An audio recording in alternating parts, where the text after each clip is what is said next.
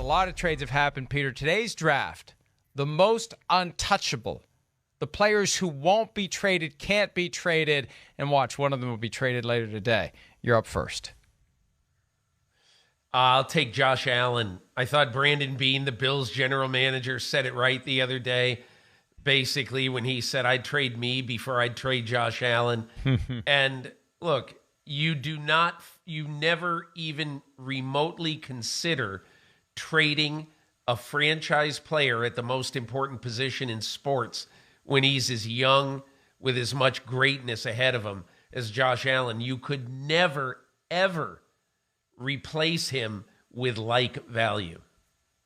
Exact same mindset in Cincinnati with Joe Burrow. They refused to trade him, to even entertain the possibility before they knew what he could do. When the Dolphins were ready to give up whatever, they didn't even want to hear what the Dolphins were willing to give. That's how intent they were on not trading Joe Burrow, or at least the rights to Joe Burrow. After 2 years with Joe Burrow, they're not trading Joe Burrow, Peter. Hey, my next one is going to be Patrick Mahomes, and it's just too easy. That's like,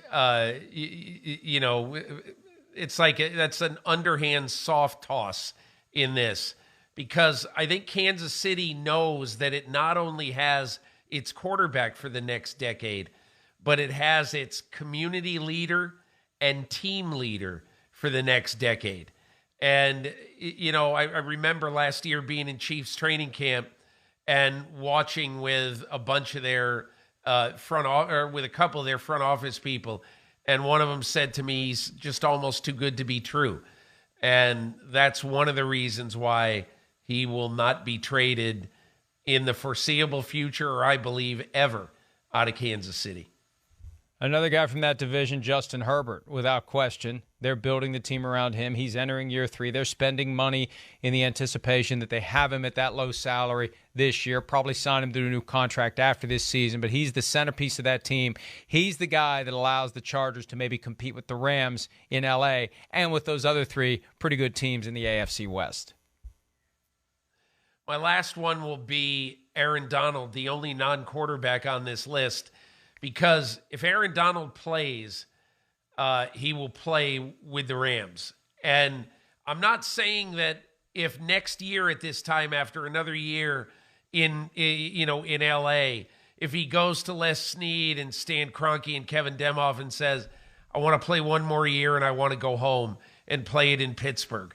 I'm not saying that that's impossible, but I'm saying that absent any of those circumstances, that is my third Mr. Untouchable.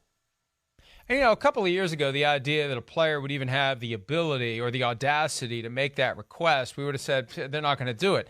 After everything we've seen this month, it's not all that crazy to envision Aaron Donald making the request and the Rams maybe giving into it. Last one for me is Dak Prescott. Yesterday, Shireen and I were kicking around the idea of Kyler Murray for Dak Prescott, just spitballing, because Kyler Murray is undefeated in his lifetime at AT&T Stadium. Yeah. He's like 10-0 now.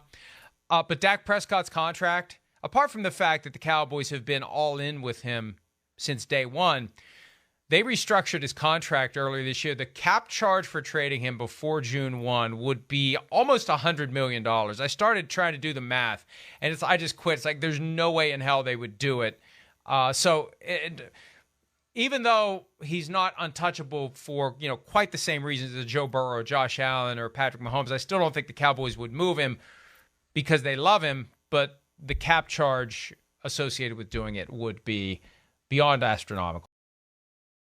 Hi, I'm Mike Tirico, and thanks for watching. Make sure to hit subscribe for the latest news and highlights from NBC Sports.